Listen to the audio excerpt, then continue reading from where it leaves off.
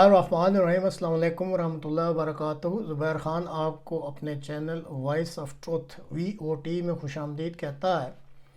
आज 9 फरवरी है और जुमेरात का रोज़ है। आज के प्रोग्राम में यूक्रेन जो अपनी सेकंड फेज़ में जंग की जो दूसरी स्टेज है उसमें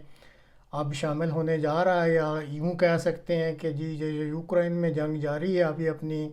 दूसरी फेज़ या दूसरे मरहला में दाखिल होने वाली है, तो इसकी क्या सूरत हाल बन रही है, इस बारे में आज के प्रोग्राम में मुख्तसरन बात की जाएगी। 8 फरवरी सुबह 10 बजे के लगभग यूके के स्टैनस्टेड एयरपोर्ट पर यूक्रेन के सदर पहुंचे। बरतानिया के वज़ीर आज़म ने खुद ज़ाती तौर पर टारमेक पर जाकर इनको खुश आमदीद कहा। फिर डाउनिंग स्ट्रीट, जो कि वज़ीर आज़म बरतानिया की सरकारी रहाइश गाह है,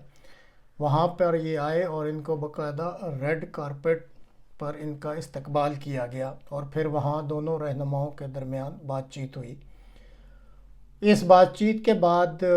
यूक्रेन के सदर जो है उन्होंने यूके के दोनों ऐवान जो हैं उनसे खिताब किया और ख़िताब के बाद फिर वो किंग से मुलाकात करने बकिंगम पैलेस गए और इस मुलाकात के बाद वज़ीर आज़म के साथ वो एक हेलीकॉप्टर पर लववर्थ कैंप डोरसेट एक जगह है, वहाँ ये दोनों जो हैं सरबराह गए और उन्होंने यूक्रेन के जो ज़ेर तरबियत फ़ौजी हैं इस वक्त, जो मगरबी ममालिक से मिलने वाले मॉडर्न हथियारों की वहाँ तरबियत ले रहे हैं, उनसे मुलाकात की। और इस वक्त यूक्रेन के तकरीबन 10,000 फ़ौजी हैं जो कि बरतानिया में इन नए मॉडर्न हथियारों जो कि उनको मगरबी ममालिक की तरफ से मिले हैं उनकी तरबियत ले रहे हैं। इस वक्त तक जो यूके है उसने यूक्रेन को 2.3 बिलियन पाउंड की जो है वो फ़ौजी इमदाद दी हुई है और ये जो इमदाद है अमेरिका के बाद सबसे बड़ी इमदाद कहलाती है। और इस वक्त तक यूके ने जो यूक्रेन को फ़ौजी जो साजो ज़मान दिया है उसमें एयर डिफेंस सिस्टम है, चैलेंजर टैंक हैं, मल्टीपल रॉकेट लॉन्चर सिस्टम है, एंटी टैंक हथियार दिए हैं, मिज़ाइल दिए हुए हैं, आर्मर्ड व्हीकल्स दिए हुए हैं, इसी तरह UAV ये जो अनमैन्ड एरियल व्हीकल्स होते हैं ये दिए हुए हैं, इलेक्ट्रॉनिक वारफेयर का सामान दिया हुआ है, self propelled guns SP guns कहलाती हैं और इसी तरह 155 ये कैलिबर का हविट्ज़र है उसका जो एमुनिशन है वो यूके ने दिया हुआ यूक्रेन को। अपने इस हालिया दौरा में जो यूक्रेन के सदर हैं वो एक हेलमेट अपने साथ लाए। ये हेलमेट यूक्रेन के एक फ़ाइटर पायलट का है और उस पर एक मैसेज लिखा हुआ है। तो जब दोनों ऐवानों से वो ख़िताब कर रहे थे तो उन्होंने ये हेलमेट दिखाया और कहा कि ये एक एक्चुअल असल हेलमेट है जो कि जंग में एक फ़ाइटर पायलट ने इस्तेमाल किया था और उसने इस पे एक मैसेज लिखा है कि हम न सिर्फ़ अपनी आज़ादी बल्कि पूरे यूरोप की जो रवायात हैं उनकी आज़ादी की जंग लड़ रहे हैं। हम अपने सर तो बचा सकते हैं लेकिन अफसोस कि हमारे पास परों पर उड़ने वाले वो जहाज़ नहीं हैं कि जिनको हम उड़ा के इस आज़ादी को यकीनी बना सकें या इस आज़ादी की जंग को जीत सकें। तो मैं बहैसियत एक फ़ाइटर पायलट अपने सदर की वसातत से आपसे दरख्वास्त करता हूं कि हमें वो परों वाले जहाज़ भी आप मुहैया कर दें ताकि हम ये आज़ादी की जंग जो है इनको लड़ भी सकें और जीत भी सकें। इसी रात फिर जो यूक्रेन के सदर हैं जो उनकी एक्टिविटीज़ थी वज़ीर आज़म बरतानिया के साथ जैसे अभी तफसील बताई है, तो उनसे फ़रागत के बाद वो फिर फ़्रांस के दारुल हुकूमत पेरिस रवाना हो गए। वहाँ पे उनकी सदर मैक्रोन और जर्मनी के जो चांसलर हैं शोल्स साहब उनसे मुलाकात हुई और इस मुलाकात में भी भारी हथियारों की जो दस्तयाबी है और उनकी जल्द फराहमी और इसी तरह फ़ाइटर जेट मुहैया करने के बारे में जो है वो दोनों रहनुमाओं से सदर यूक्रेन ने बात की। अब 9 फरवरी को उनका जो है वो यूरोपियन पार्लियामेंट जो है उससे खिताब जो है वो शेड्यूल है اور غالباً اس خطاب میں بھی وہ مزید بھاری ہتھیار اور وہ لانگ رینج میزائلز اس وقت مانگ رہے ہیں، اور اسی طرح فائٹر جیٹ، ان تین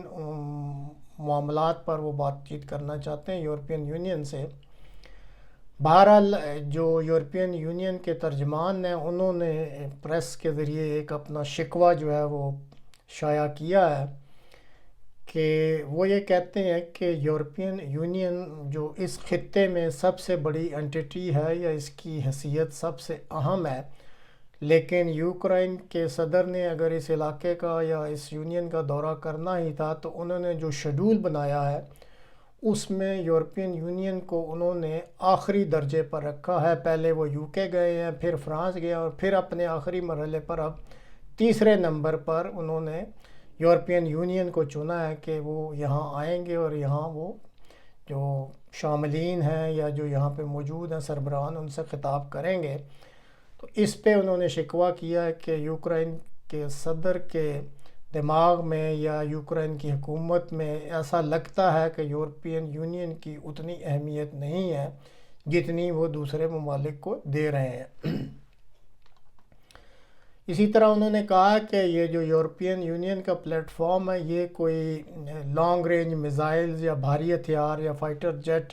کے بارے میں وعدہ کرنے کا تو کوئی پلیٹ فارم نہیں ہے، اور نہ ہی یہاں پہ کوئی ایسے وعدے وعید کیے جا سکتے ہیں۔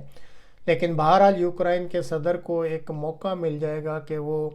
جو یونین کے ممبر ہیں 27 ملک جو ممبرز ہیں ان کے سربراہان کو وہ براہ راست اپنی بات پہنچا بھی سکیں گے، اور اگر وہ چاہیں تو ان سے بات چیت کر بھی سکتے ہیں۔ اب یہ جو ان کا موجودہ دورہ ہے اس میں واضح طور پر ان کے ساتھ کوئی ایسی ایکسٹرا کمٹمنٹ تو نہیں کی گئی کہ جی ان کو اس دورے کے نتیجے میں کوئی فائٹر جیٹس جو ماڈرن وہ مانگ رہے ہیں یا لانگ رینج میزائلز جو ہیں وہ کوئی ایکسٹرا آرڈنری قسم کے وہ دیے جائیں گے۔ صرف یو کے نے تھوڑا بہت اندیا دیا ہے کہ وہ اس پہ غور کریں گے، اور اگر ان کی حکومت ایگری کر جاتی ہے کہ یوکرائن کو فائٹر جیٹ دینے ہیں تو بھی انہوں نے کہا ہے کہ F-16 یا بہت ماڈرن جو جیٹس ہیں وہ تو نہیں، البتہ یو کے کی حکومت یہ سوچے گی کہ پہلی سٹیج پر یا آغاز کرنے کے لیے کون سے فائٹر جیٹس ہیں جو کہ یوکرائن کو دیے جا سکتے ہیں، اور اس پر انہوں نے کہا ہے کہ ان کی حکومت سوچ بچار کر کے پھر یوکرائن کو مطلع کر دے گی۔ اب دوسری طرف روس جو ہے وہ ساری اس یوکرائن کے صدر کے دورہ میں ہونے والی ساری ایکٹیویٹیز یا سرگرمیوں کو مانیٹر کر رہا ہے، تو اس نے پھر یو کے، فرانس، جرمنی اور یورپین یونین کے دیگر ممالک کو ایک بار پھر خبردار کیا ہے کہ آپ یہ جو کوششیں کر رہے ہیں کہ یوکرائن کو ماڈرن اسلحہ سے لیس کر دیا جائے یہ آپ درست نہیں کر رہے، اس کی وجہ سے آپ پوری دنیا کے امن کو جو ہے وہ خراب کرنے کی کوششیں کر رہے ہیں، اور اگر آپ کی یہ کوششیں جاری رہیں تو روسی ترجمان نے پھر یہ اپنی حکومت کا نقطہ نظر واضح طور پر ایک بار پھر بتا دیا ہے کہ اگر روس کی سلامتی کو ان ماڈرن ہتھیاروں یا جہازوں کی وجہ سے خطرہ درپیش ہوا تو پھر جیسے پہلے بھی کہا جا چکا ہے کہ روس نے یہ واضح کر دیا ہے کہ اگر اس کی سلامتی کو کوئی بھی خطرہ درپیش ہوا تو وہ پھر ایٹمی ہتھیار استعمال کرنے میں کوئی پس و پیش سے کام نہیں لے گا، اور پھر یہ جنگ جو ہے یہ ایک انتہائی خطرناک جنگ کی شکل اختیار کر سکتی ہے۔